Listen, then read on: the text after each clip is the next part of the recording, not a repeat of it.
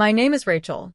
I'm 31 years old, and I remember exactly what I was wearing the day my world began to disappear. A faded denim jacket, the sleeves rolled up like I was ready to conquer something. It was a Wednesday, around 7:45 a.m. I was running late for work, balancing a half-eaten banana in one hand and my keys in the other, when I felt the first warning sign. My fingers trembled just enough to drop the keys. But I didn't pause. I never did. Not for myself. At that time in my life, I was surviving more than I was living. I had just moved into a new apartment after my breakup with Sean, a man I thought I'd marry but who taught me the difference between promises and patterns. I worked as a freelance UX designer, which meant a lot of coffee, deadlines, and chasing clients who ghosted after revisions. My mother said I was too proud to ask for help. She was probably right. That morning, I brushed off the tremor. I blamed the caffeine. I blamed the stress. I blamed everything but the one thing I should have noticed, that my body had been whispering for weeks, and I hadn't listened. The day continued in its usual chaos. Meetings, mock-ups, feedback loops. My best friend Tasha called to ask if I wanted to come over for wine and trashy reality TV. I said I'd think about it. I never called her back. I took a shower around 9 p.m. and the water felt different. Not hot. Not cold. Just like nothing. Like I wasn't in my body. I stood there, watching the steam fog up the mirror, and for the first time in a long time, I saw my own reflection and didn't recognize the girl looking back. She looked tired. Not just physically soul-tired. Like she had spent years swallowing her voice, trying to make herself smaller, so everyone else could breathe easier. I went to bed with a dull headache behind my eyes, thinking I'd sleep it off. I woke up in a white room. But not the kind you imagine in dreams or sterile horror movies. This was whiter, brighter. The sound was gone. Or maybe I was gone. There was no bed beneath me. No floor. No weight. Just light. And then darkness. I don't know how long I was out after that.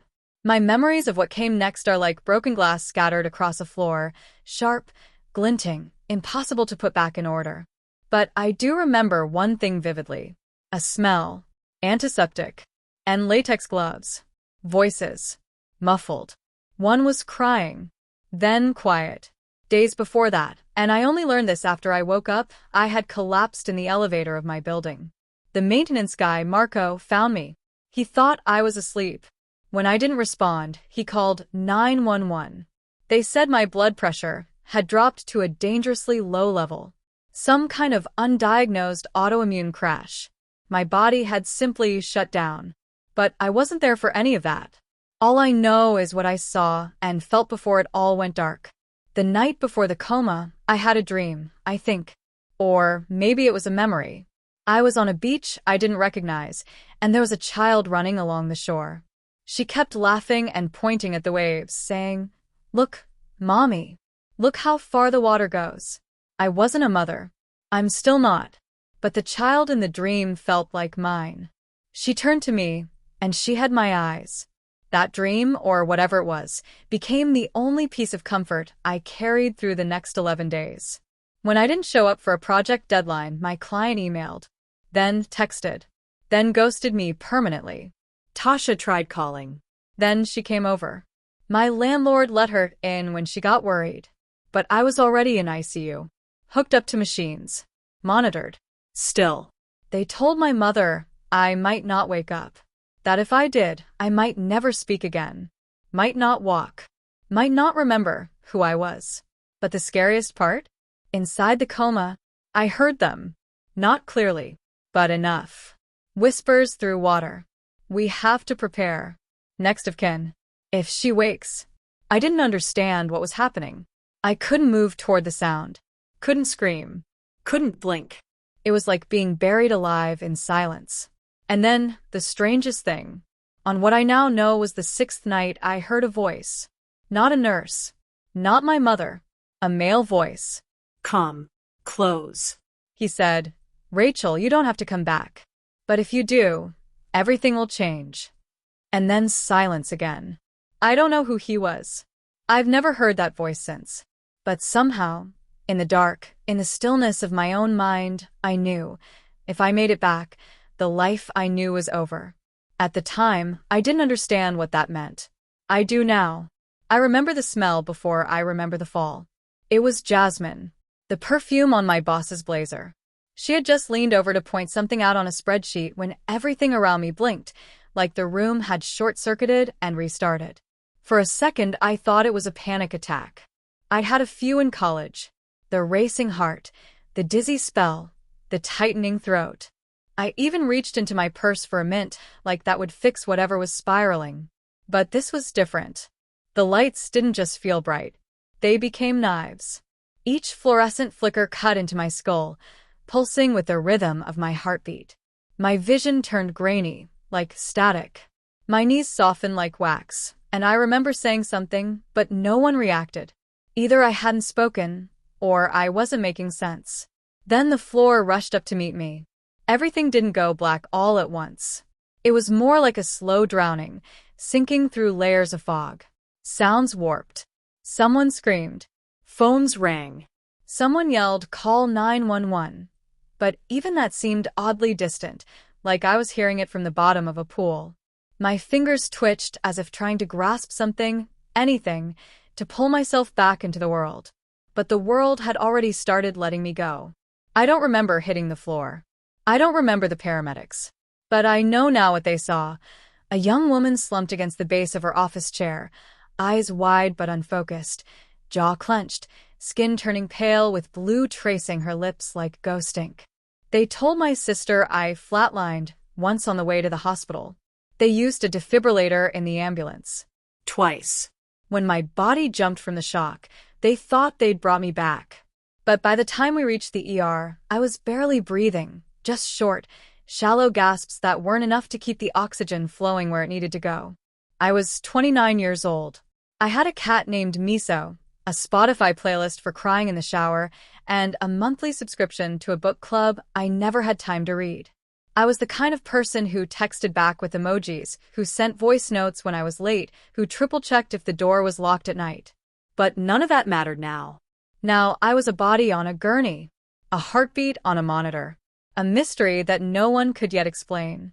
They put me in a medically induced coma to reduce the swelling in my brain. Severe encephalopathy of unknown cause, the chart read. They suspected infection, maybe autoimmune, maybe something rarer. They ran tests, more tests, but nothing answered the why. My family sat in cold chairs outside the ICU, clutching lukewarm coffee and praying that I would twitch, flinch, blink, anything. But I just lay there, still, silent. Day 1 passed. Then 2. Then 3. On the 4th day, my father placed my childhood stuffed bear, Bernie, at the corner of my hospital bed. No one was allowed to move it. My sister brought me lip balm because, she said, cracked lips didn't suit me. My mother sat closest to my left hand because that was the one she used to hold when I was nervous as a kid. They whispered to me. They read letters aloud, played my favorite songs. My brother, who always mocked my love for Coldplay, played Fix You on loop, as if the lyrics could stitch together whatever had come undone inside me. But I didn't flinch. The doctors adjusted the medication. They monitored everything. The coma was now no longer induced. It was mine. Mine to linger in. Mine to survive. Or not. I've read that time doesn't exist in a coma. But I remember things. I remember a blue hallway with no doors. I remember voices that felt like wind passing through my hair. I remember feeling like I was underwater, deep, too deep, and if I could just kick hard enough, I could swim up, break the surface, breathe. But every time I kicked, I sank deeper. It was like my body had become a mausoleum, and my mind was a candle trying to stay lit inside it. No one could reach me. And yet, I wasn't alone. Somewhere in that silence, I felt them. My sister's sarcasm. My mom's perfume. My dad's trembling hand on my wrist. The weight of love is heavier than we realize. It presses against the soul even when the body can't respond. On day 6, the nurse said I shed a tear. Just one. No explanation. I hadn't moved. I hadn't stirred. But one single tear rolled down my cheek while the nurse changed my for. Some say that's when I started coming back. But I didn't know that. To me, everything was still fog. A fog with no ceiling, no floor, no clock, just memories and shadows. When I drifted into unconsciousness, there was no dramatic fade to black, no cinematic cut, no whisper from the universe that this was the edge of life. It was more like sinking, like sliding slowly beneath warm water, my body still, the world above me muffled, blurred. I could hear distant sounds for a while. Machines beeping, rushed footsteps, someone shouting code blue. But they felt like echoes coming from the other side of a wall I couldn't break through. In that void, I didn't dream. Or at least, I don't remember dreaming in the way we usually do. But I did feel. I felt fear. Not the kind that screams, but the kind that presses against your chest and steals your breath. I was floating in nothingness, and somehow I knew I didn't belong there. I didn't know where there was, but it felt like a waiting room between life and something else. Something darker. I remember one moment with eerie clarity, the sound of my mother's voice. She was crying. I couldn't make out the words at first, but then came this heartbreaking whisper. "Rachel, if you can hear me, please come back. Please fight." The ache in her voice cut through everything. And in that moment, I realized I was still here. Still somewhere. The doctors later told me I had slipped into a coma about 30 minutes after arriving at the hospital. My blood pressure had dropped catastrophically. They didn't know why yet. My organs were beginning to shut down. They had placed me on a ventilator. I was in critical condition, unresponsive to any external stimuli. But inside me, a different kind of war had begun. Imagine being locked in a glass box at the bottom of the ocean. You can see light faintly above you. You can hear muffled voices. You feel panic rising. But no matter how loud you scream, no one can hear you. That's what it felt like. Somewhere during the first few days, time stopped mattering. Hours blurred. The voices that reached me came in waves, sometimes loud and urgent, other times soft and sobbing. I knew when someone held my hand. I couldn't move, but I felt warmth. I remember someone brushing my hair back and kissing my forehead. Later, I learned it was my sister Lila. The doctors had started running every test imaginable. I had viral panels, toxicology screenings, brain scans. They were grasping for answers. The words, unexplained neuroinflammatory response and suspected autoimmune crisis, were tossed around. None of it felt real to me. I was stuck in a surreal limbo, halfway between a body in a bed and a soul in suspension. On the 5th day, I had a fever of 104 degrees. They packed me in ice, trying to bring it down. They thought I might seize, but my body stayed still. My heart rate danced erratically, and at one point, I heard a voice say, "We're losing her." Those words echoed like thunder in the quiet inside my head. I wanted to scream, "No, I'm still here. Don't give up on me." But all I could do was hope that anyone, still believed I had a chance. And someone did. My father, who rarely cried, who always wore strength like armor, sat beside me and read psalms. He told me stories from my childhood. How I used to dance barefoot in the rain. How I once told him at age 6 that even monsters need love. He spoke to me like I could hear every word. And maybe I could. Because deep inside the fog, something stirred. A tiny ember flickered where all the lights had gone out. I later found out that my EEG had shown faint but active brainwaves. My family clung to that like a lifeline. My mom refused to leave the hospital. She slept in the waiting room chair, clutching my sweater. Nurses tried to talk her into going home for a night. She wouldn't. She said, "If she wakes up, I want her to see me first." That sentence, it stayed with me even after I woke up. If she wakes up, it terrified me to know that my life was balancing on the word if. On the 7th day, something changed. My inflammation markers dropped suddenly. A specialist from a research hospital got involved and suggested an experimental immunotherapy treatment. My parents agreed. They had nothing left to lose. The night before the treatment, my mother prayed beside my bed. She told me later that she whispered, "If you survive this, I'll never take another day with you for granted." I still couldn't respond, but something in me heard her. That night, I had the first vivid image since falling into the coma. I was walking through a field. Everything was bathed in amber light. There was no sound except the rustling of tall grass. In the distance, I saw a shadow. It wasn't threatening. It felt familiar. I moved toward it. With every step, the light grew brighter, warmer. And then I felt a pull, like a rope was being yanked from behind my ribs. And I fell. Fell hard. And somewhere in the real world, my heart rate surged. Alarms blared. I wasn't gone, but I wasn't back yet either. I didn't know it at the time, but that was the night the experimental treatment started working. I don't remember waking up. There was no cinematic gasp, no sudden flutter of eyelids, no beep on the monitor that signaled, "She's back." If you're expecting a dramatic return to consciousness, I'm sorry. That's not how it happened for me. Instead, I drifted. It was like emerging from underwater, each sound above the surface muffled and foreign. First came the beeping, the rhythmic tone of something alive, mechanical, steady. Then a voice, male, tired, saying, her eyes moved again. And then silence. Not mine.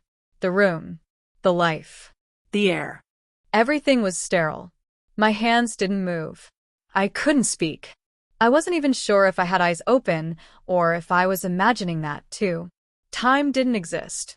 And yet, something inside me screamed, "You're not where you were." It took what must have been hours, or maybe days, before I could do something as simple as blink on command. A nurse, young and gentle, caught it. "She's in there," she whispered to someone. "Rachel's fighting." But I wasn't fighting. I was witnessing. I had no strength to fight. Every time my consciousness surfaced, more pieces of the world came into focus. A tube in my throat. Wires on my chest. My legs, heavy as marble. A blanket tucked too tightly. The humming for. And voices. My father. My mother. My sister. All of them speaking in tones people reserve for funerals and whispered prayers. I didn't understand what had happened. I didn't even know where I had been. They told me later that I'd been in a coma for 11 days. 11. That's how long my body lay motionless, while my brain swam in shadows. But what shocked me most wasn't the coma itself. It was what had happened while I was asleep. The first person I saw when I was able to focus was my sister, Anna. Her eyes were red-rimmed, her face gaunt. She clutched my hand like it was an anchor and said, "Oh my God, Rach, you came back." But there was guilt in her voice. Thick. Heavy. It made my stomach turn. I couldn't speak, but I could think. Came back? From what? She leaned closer, brushing my forehead with trembling fingers, and whispered, "We thought we lost you. Mom told us to let go. Dad, he signed the forms. And then, at 3:12 a.m., you blinked." What forms? What did they let go of? The horror unfolded in fragments, like broken glass being pieced back together. Sharp and out of order. I was septic. My heart had stopped briefly on day 4. The doctors warned my family that there was almost no chance of meaningful recovery. I had non-responsive brain activity. They told them to say goodbye. And they did. Except, I didn't leave. I woke up in a room that had already let me go. My belongings were packed. The flowers had wilted. My roommate had changed. One of the nurses even cried when she saw me awake, not out of joy, but because she said, "I didn't want you to come back to this." To what? That question haunted me more than the coma, because I quickly learned that life doesn't pause when your heart does. It races forward. And sometimes, it races away without you. The boyfriend I thought would wait for me had moved on, literally.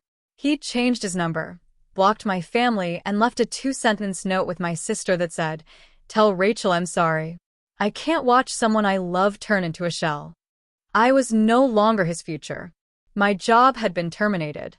HR sent a polite letter 2 days after my hospitalization confirming I had exhausted medical leave. They mailed my final paycheck to an address that no longer felt like mine. And then there was my apartment. Anna looked down when I asked with my eyes. Rachel, she said, we didn't think you'd come back. We cleaned it out.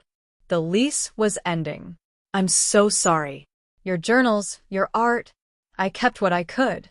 My life had been folded, packed, donated, and discarded while I hovered between worlds. And I was still here. Still me. But also not. The hospital brought in a neurologist, a psychiatrist, and a grief counselor. Not because I had lost someone, but because I was the someone they had mourned, and I had come back to witness the aftermath. The grief wasn't just theirs anymore. It had transferred to me, too. I remember the first time I looked into a mirror. I didn't recognize the person staring back. Sunken eyes. Scarred skin. Hair matted and patchy from neglect. A feeding tube mark still on my cheek. I stared at the ghost of Rachel and wondered whether she had truly made it back, or if I was something entirely new. A second draft of a life that no one had asked for. And that's when the anger began. I wasn't mad at my family, not even at my ex. I was furious at time, at life for not pausing, at the world for moving forward when I was still catching up to my own name. No one prepares you for the grief of surviving. The first thing I noticed when I opened my eyes, really opened them, was a flickering red light above my bed. It wasn't the kind of light you see in a nightmare, where everything is vague and distorted. It was sterile, steady, mechanical. I blinked once, twice, trying to understand where I was. I had no memory of falling asleep. No sense of time having passed. But something was wrong. Everything felt reset. The air smelled of plastic and bleach. My mouth was dry like cotton. I tried to speak, but the only sound was a rasp. My vocal cords felt like sandpaper. A machine beeped steadily beside me. My wrists ached and I realized there were bands, medical restraints, keeping me from moving too much. My left hand had a catheter needle taped in place. A nurse noticed the change in my eyes and rushed to my side. She didn't say welcome back or you've been asleep. She gasped like someone watching the dead blink. She's awake, she cried, pressing a button near the bed. Page Dr. Rosen. Get her mother. Mother. That word slammed into me harder than the realization of where I was. My mom. I remembered the kitchen. The coffee mug. The Sunday sunlight. Then darkness. They said I'd been in a coma for 11 days. My brain couldn't grasp it. I had a calendar in my mind, a mental list of what I had to do that week. None of it included losing almost 2 weeks of my life. The doctor came in, flanked by 2 nurses and someone with a clipboard who kept glancing at me like I was a science project that suddenly started breathing. Rachel, he said gently, you're in St. Augustine Medical Center. You suffered an anoxic brain injury after collapsing at home. You were unresponsive for 11 days. I stared at him like he was speaking another language. What day is it? I croaked. Thursday, he said, May 19th. I blinked again. The last date I remembered was May 8th. And then came the next blow. Your heart stopped for almost 6 minutes, he continued. We don't yet know the extent of the long-term impact. But your vitals are stable and you're responding. That's already a miracle. Miracle. A word people throw around in churches or fairy tales. But in that sterile room, with machines breathing beside me and a tube still taped to my nose, it sounded both hopeful and cruel. Because what followed, what came after the miracle, was not joy. It was disorientation. My mom came in next, and she looked like she had aged a decade. Her hair was unwashed, her skin pale and tight with exhaustion. But her eyes, those were the eyes of someone who had climbed into hell and was only now allowed to breathe again. Rachel, she whispered, falling beside the bed, holding my limp hand in both of hers. Baby, you came back to me. I wanted to cry, but the tears wouldn't come. I wasn't even sure what I was crying for. Her pain, my confusion, the fact that I'd lost 11 days and didn't even have a memory of a white light or a tunnel or a voice telling me to go back. There was only silence. And now this harsh, beeping, sanitized reality. In the following hours, they ran tests. Endless tests. They flashed lights into my eyes, asked me to follow fingers, to wiggle toes, to repeat phrases. My speech was sluggish, my hands trembled, and when they sat me up, the room spun like a carousel. But the worst part wasn't physical. It was what came next. I asked for my phone. My mom hesitated but handed it to me anyway. No messages. No calls. I scrolled through social media, searching for traces of the life I had before this coma. And I found them, photos of my friends at parties, updates on projects I'd missed, even a vacation someone had taken that I'd planned to go on too. But there were no posts about me. No pray for Rachel. No public concern. It was like the world had continued, without me. It made me feel erased. When you die, you imagine people grieving, lighting candles, crying. But when you're in a coma, you're not dead. You're just paused, forgotten in the background noise of everyone else's living. The hospital psychiatrist came by later that day. Her name was Dr. Ellis, and she had soft brown eyes that looked like they'd seen a lot of unraveling souls. "How are you feeling?" she asked, not like a doctor, but like someone who actually wanted to know. "I feel like I woke up in someone else's life," I said. She nodded, writing something down. "That's common. Coming out of a coma is a kind of rebirth. But the world doesn't pause for us. That's the hardest part. It keeps spinning." She asked if I wanted to talk about what I remembered. But the truth was, I didn't remember anything. Not the fall. Not the ambulance. Not the ICU. Just one moment I was alive in the kitchen, and the next I was waking up in a new reality. "Rachel," she said quietly, "this is going to take time. You've come back physically. But there's also an emotional return. We'll help you get there." Emotional return. That phrase haunted me. Because the girl who used to dream of graduate school, who kept journals full of poetry, who knew her friends' birthdays by heart, that girl felt like a ghost now. And as I lay there, watching the clock tick in a room where nothing felt familiar, I wondered if coming back was really a miracle, or if it was just another version of being lost. The first thing I noticed when I opened my eyes, really opened them, was a flickering red light above my bed. It wasn't the kind of light you see in a nightmare, where everything is vague and distorted. It was sterile, steady, mechanical. I blinked once, twice, trying to understand where I was. I had no memory of falling asleep. No sense of time having passed. But something was wrong. Everything felt reset. The air smelled of plastic and bleach. My mouth was dry, like cotton. I tried to speak, but the only sound was a rasp. My vocal cords felt like sandpaper. A machine beeped steadily beside me. My wrists ached, and I realized there were bands, medical restraints, keeping me from moving too much. My left hand had a catheter needle taped in place. A nurse noticed the change in my eyes and rushed to my side. She didn't say, "Welcome back," or, "You've been asleep." She gasped like someone watching the dead blink. "She's awake," she cried, pressing a button near the bed. "Page Dr. Rosen. Get her mother." Mother. That word slammed into me harder than the realization of where I was. My mom. I remembered the kitchen, the coffee mug, the Sunday sunlight, then darkness. They said I'd been in a coma for 11 days. My brain couldn't grasp it. I had a calendar in my mind, a mental list of what I had to do that week. None of it included losing almost 2 weeks of my life. The doctor came in flanked by 2 nurses and someone with a clipboard who kept glancing at me like I was a science project that suddenly started breathing. "Rachel," he said gently, "you're in St. Augustine Medical Center. You suffered an anoxic brain injury after collapsing at home. You were unresponsive for 11 days. I stared at him like he was speaking another language. "What day is it?" I croaked. "Thursday," he said, "May 19th. I blinked again. The last date I remembered was May 8th. And then came the next blow. "Your heart stopped for almost 6 minutes, he continued. "We don't yet know the extent of the long-term impact. But your vitals are stable and you're responding. That's already a miracle." Miracle. A word people throw around in churches or fairy tales.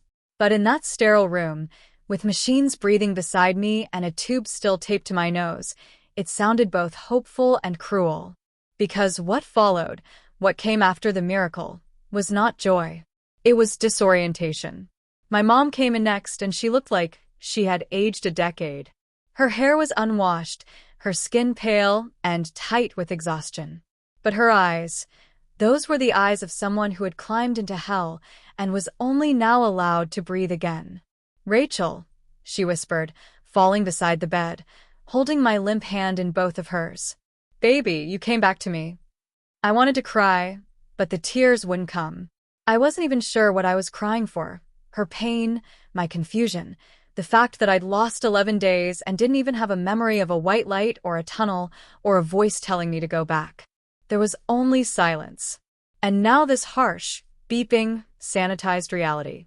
In the following hours, they ran tests. Endless tests. They flashed lights into my eyes, asked me to follow fingers, to wiggle toes, to repeat phrases. My speech was sluggish, my hands trembled, and when they sat me up, the room spun like a carousel. But the worst part wasn't physical. It was what came next. I asked for my phone.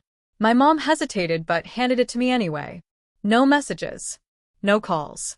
I scrolled through social media, searching for traces of the life I had before this coma. And I found them, photos of my friends at parties, updates on projects I'd missed, even a vacation someone had taken that I'd planned to go on too. But there were no posts about me. No pray for Rachel.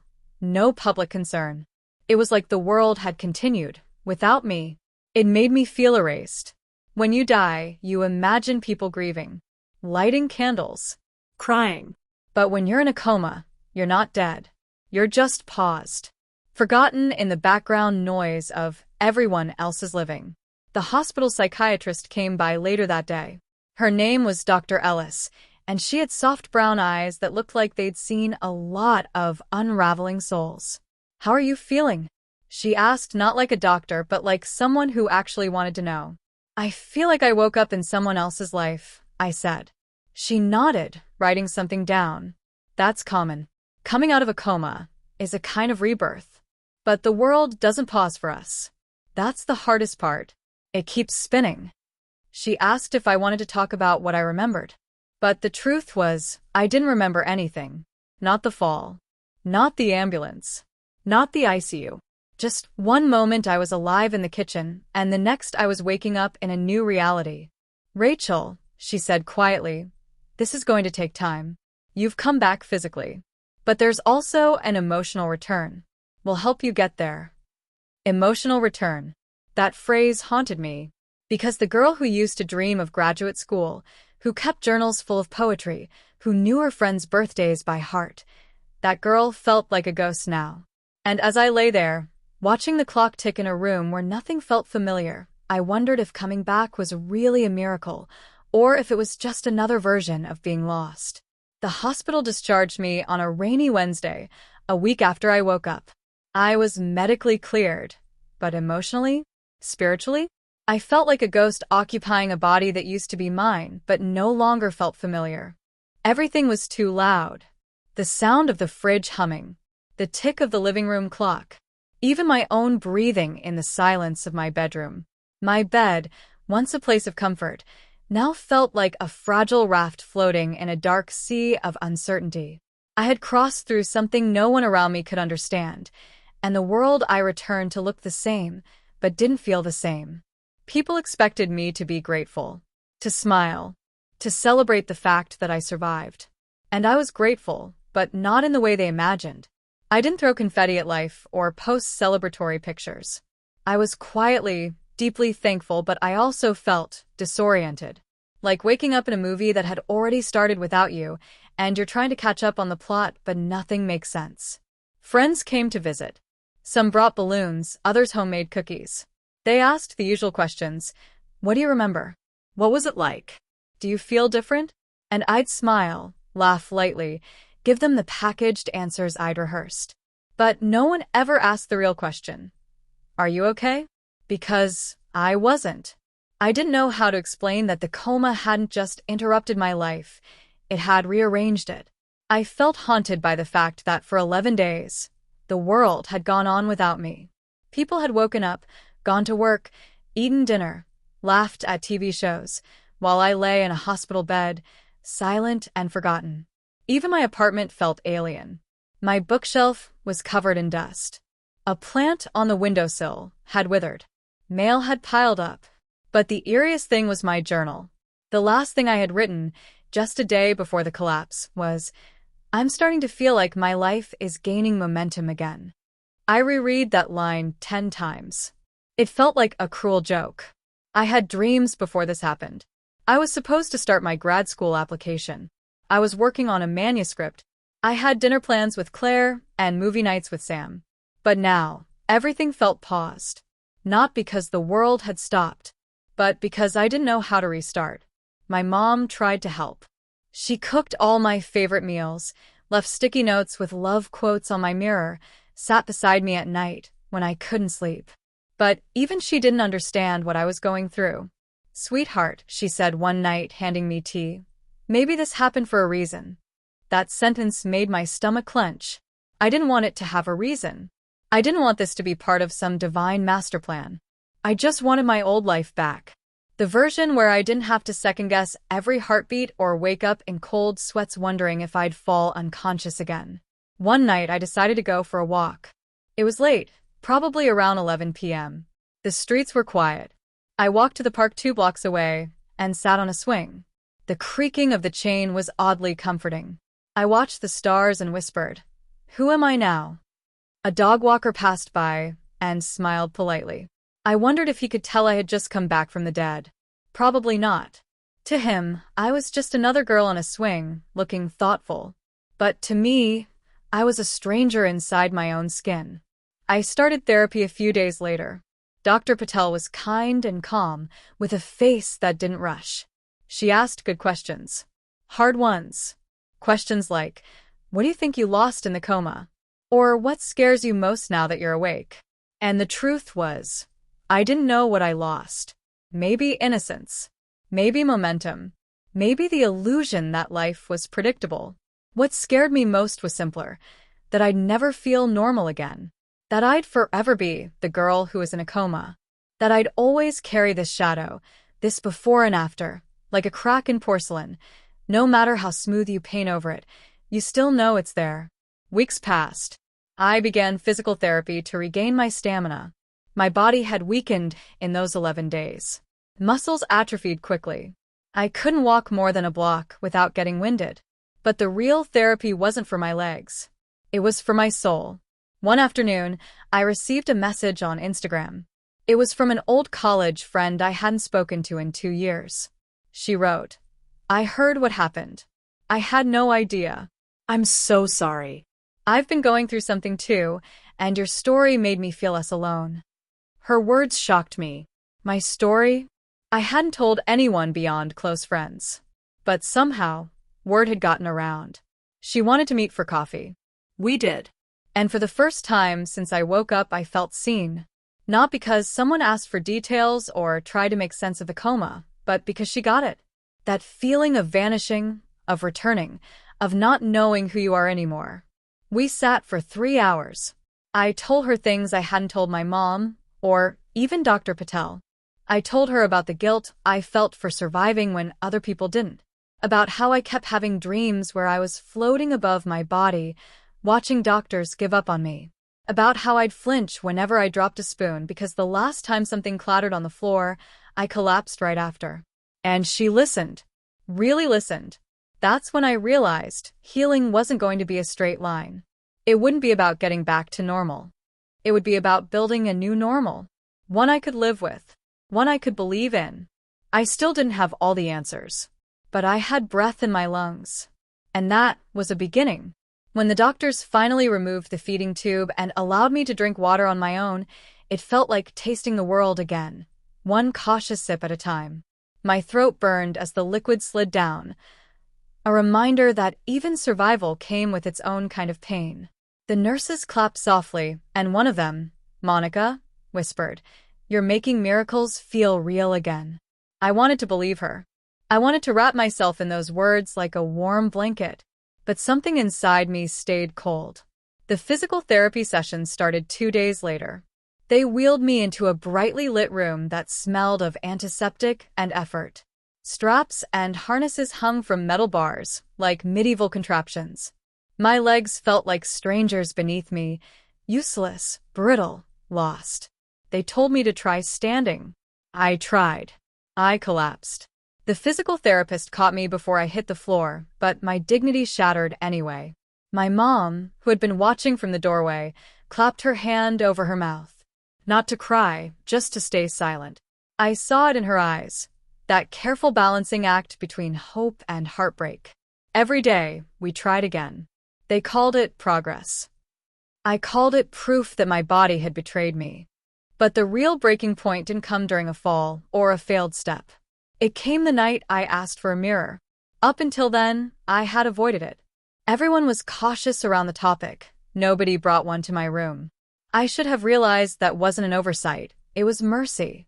But that night, when everyone had left and the machines were quiet, I pulled the hand mirror out of my mom's bag. And for the first time in nearly 2 weeks, I saw her. I saw Rachel. But she didn't look like me. Her face was pale, lips cracked and colorless. Her eyes, once defiant, once mischievous, looked like borrowed glass. Her hair was matted, unevenly shaved near the temple, a grim souvenir from emergency brain monitoring. My cheekbones jutted out like blades. My skin clung too tightly to bones I'd never seen so clearly. I looked like a ghost trying to remember who it had been before dying. I dropped the mirror. It didn't shatter, but I did. I cried harder than I had during the coma, harder than I had after waking up, harder than I had when I couldn't move my own legs. It wasn't just about beauty. It was about identity. I couldn't find myself in that reflection. I wasn't Rachel anymore. I was what remained. That night, I asked God a question I never had before. Why let me live if everything I was is gone? There was no answer. Just the hum of machines and the slow drip of a saline bag. In the days that followed, the mirror incident became the dividing line. Before it, I was surviving. After it, I started fighting. The therapists noticed the shift. You're pushing harder, they said. You're angry. I wasn't angry. I was terrified of being erased. They wanted me to relearn the basics. How to sit up without help, how to grip a spoon, how to walk 6 feet. But I wanted to learn something else entirely, how to not disappear. I started asking questions. Where were my friends? Who had visited? Who hadn't? What happened to my job? To my plants? To the half-written novel on my Google Docs? My mom hesitated before answering. Rachel, some of your friends couldn't handle it. They didn't come. I asked, did anyone stay? She nodded. Ben did. Ben. Of course. The one I had kept at arm's length for 3 years. The one who always said I was too complicated to love, but too magnetic to leave. He came? She said. He had stayed every night. Had read to me. Had sung off-key songs into my lifeless ears. And now? He had gone back to work, she said. Left a note.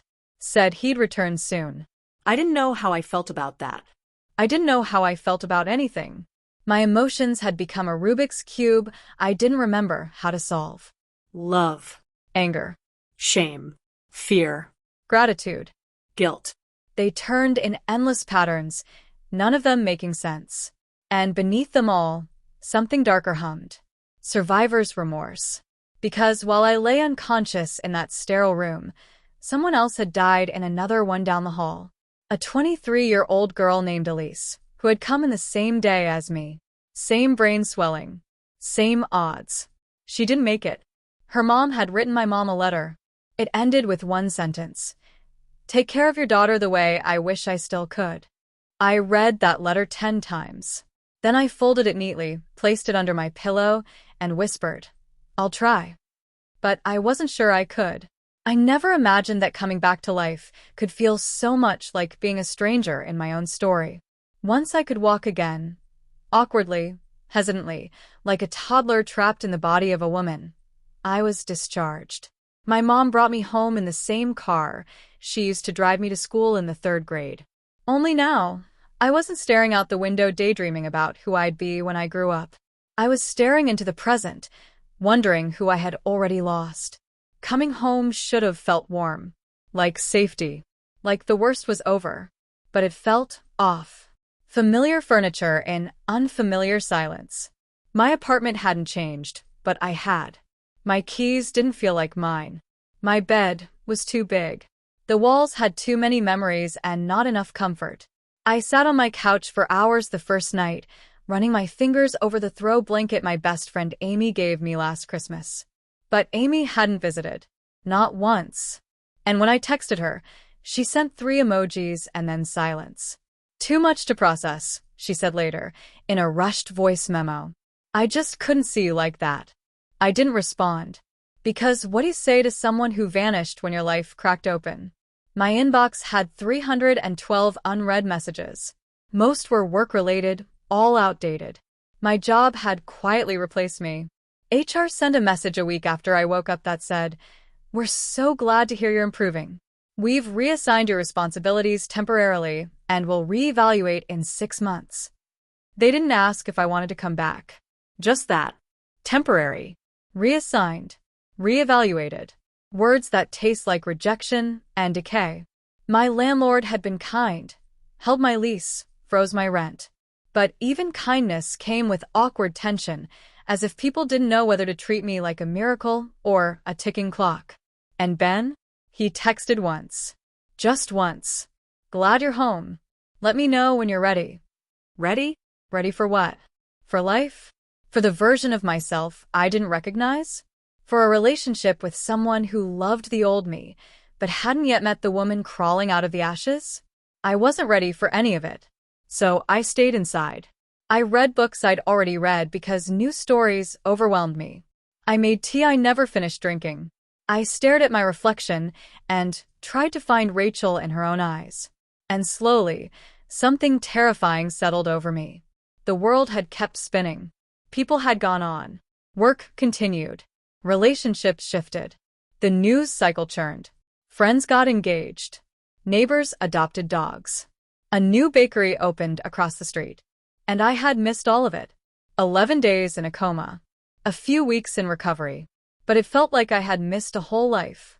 One afternoon, I pulled out my old journal, the one I kept before everything. Inside were pages and pages of goals. Write a novel, take salsa lessons, adopt a rescue cat, travel to Croatia, learn how to make sourdough bread, memorize a poem every week. It read like a letter from a girl I didn't know anymore. I turned to a blank page. And for 10 minutes, I just stared. Then I wrote one sentence. I lived, but I forgot how to live. That became my truth. But in truth, it wasn't just that I had forgotten. It was that I was scared. Scared to fail. Scared to disappoint people who were already unsure how to interact with me. Scared that my body might betray me again. Scared that I'd never be normal. What is normal? Anyway, when you're recovering from something that shattered you from the inside out, normal becomes a moving target. A few weeks after coming home, my mom invited me to a small dinner she was hosting. Just close family. Nothing fancy. I said yes. I don't know why. Maybe because I was tired of silence. The night of the dinner, I put on a soft gray sweater and brushed my hair, now shoulder length and uneven, still growing back. My hands trembled the whole time. I almost canceled 3 times. But I went. People hugged me gently. Spoke slowly, like I might break if their voices got too loud. Someone asked if I remembered anything from the coma. I didn't. Someone else said, "You look good for someone who almost died." I smiled, and I wanted to scream. I didn't want to be the miracle girl. I didn't want to be the hushed conversation after dessert. I didn't want pity disguised as praise. I just wanted anyone to look at me and say, "You're still here. That's enough." After dinner, my little cousin tugged on my sleeve and whispered, "You were in the hospital a long time." "Yeah," I said. "I was." She blinked. "Did it hurt?" I knelt down and looked her in the eyes. "Sometimes. But I'm okay now." She paused. Then she hugged me. No questions. No pity. No labels. Just a child's pure belief that if you're standing in front of her, you must have made it. And maybe that was enough. That night, I went home, sat down at my desk, and opened a new document. Not a novel. Not a grand plan. Just a story. My story. And the first line I wrote was this. I woke up 11 days later, and the world didn't wait for me. But maybe, just maybe, I can catch up. I was organizing the drawer in the nightstand, one of those small, inconsequential tasks that somehow feels like reclaiming a piece of your life, when I found it. A sealed envelope tucked behind a stack of unused birthday cards. The handwriting on the front was unmistakable. My name, in my mother's script. I froze. It had been months since I'd moved back in with Dad, months since we'd cleared out Mom's things. I thought I had cried every tear I could cry, mourned every photograph, touched every scarf that still smelled like her perfume. But somehow, this letter had gone undiscovered, or perhaps hidden. I stared at it for what felt like hours. My name was written in such soft cursive, as though she knew my heart would be fragile when I read it. I didn't sit down. I stood there, in the middle of the room, as if any furniture might collapse beneath the weight of this moment. My fingers trembled as I opened the envelope, careful not to tear anything. The paper inside had been folded 3 times. It was yellowing at the edges, written in blue ink that had faded just slightly, but the words were clear. Rachel, if you're reading this, it means I'm not there when you wake up. And that thought alone crushes me in a way I can't explain. I never wanted to leave you. Not before your wedding. Not before your books were published. Not before I could hug your children. But life is unpredictable. And I've lived enough to know that sometimes we don't get to write the ending. I'm writing this because I know how strong you are and how stubborn. And because I also know how grief can hollow a person out so slowly that they don't notice until they've stopped laughing altogether. Don't let that happen to you, my girl. If I'm gone, then love louder.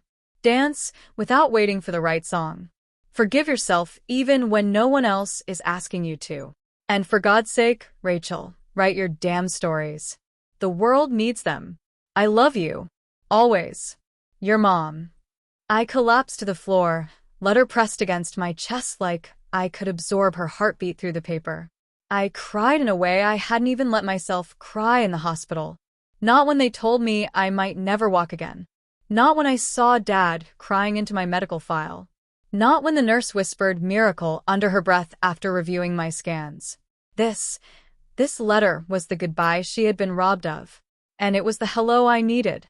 Later that night, I asked Dad if he had known about it. He nodded, eyes glassy, and told me she wrote it the night they transferred her to the ICU. She made me promise I wouldn't give it to you unless it was time. But why didn't you give it to me when I woke up? Because you weren't ready. And maybe I wasn't either. We sat in silence after that. There was no anger, no blame, just the shared ache of someone gone too soon, but somehow still speaking to us. I reread the letter 5 times that night, each word like a light bulb in a dark corridor, illuminating just enough for me to take the next step. The next morning, I pulled out my laptop. The blinking cursor didn't terrify me like it used to. It waited, patient and hopeful. I typed the first sentence of a new short story. It wasn't perfect. It wasn't profound. But it was mine. And it was alive. Just like me. It's strange, the way life continues after catastrophe, as if the world has the audacity to move on. The grocery store still opens at 8 a.m., dogs still bark at mail carriers, bills still arrive in the mail without the faintest sympathy for what you've been through. But I was different. I had woken up into a world that felt familiar, but I no longer fit inside it the same way. At first, I thought recovery would mean returning to the old me. I tried to slip back into my routines, my friendships, even the rhythms of my writing. But nothing quite worked. My muscles were stronger, but my soul was reassembled with different parts, like a mosaic that had been smashed and re-glued with gold between the cracks. One afternoon, I sat in the park watching 2 girls race each other barefoot through the grass. They screamed with laughter, hands flailing, joy completely unfiltered. And for the first time since the coma, I realized I wasn't mourning the life I lost. I was building a new one. Grief wasn't a tunnel I had to crawl through. It was a river I had learned to swim in. And maybe, just maybe, I was no longer drowning. I started visiting a support group for survivors, people who'd been through comas, traumatic brain injuries, near-death events.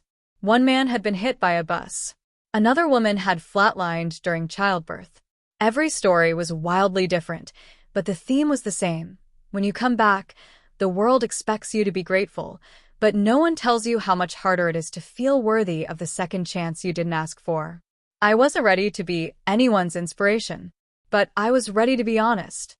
So I told them the truth. About the panic attacks, about feeling like a ghost in my own life, about the letter from my mother, and the way her words lifted me like scaffolding when I was crumbling. They didn't interrupt. They just nodded, teary-eyed, as if saying me too. That night, I sat down at my desk again. But this time, I didn't write fiction.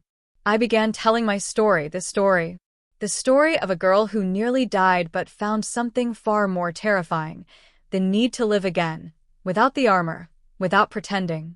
And that's the story you've just heard. My name is Rachel. I'm 29 years old now. 11 days in a coma changed the entire architecture of my existence. But I survived. Not just the trauma, but the shame, the silence, the guilt, the confusion. I don't have all the answers. I still wake up some nights gasping from dreams I can't explain. I still reach for my phone to text mom, forgetting for half a second that she's gone. But I live with purpose now. I write. I volunteer at the rehab center, where I once learned to walk again. I call my father every Friday, just to say I love you. And sometimes I eat blueberry pancakes and hum Sinatra in my kitchen, off-key and full of light. I am the woman who came back. And maybe so are you.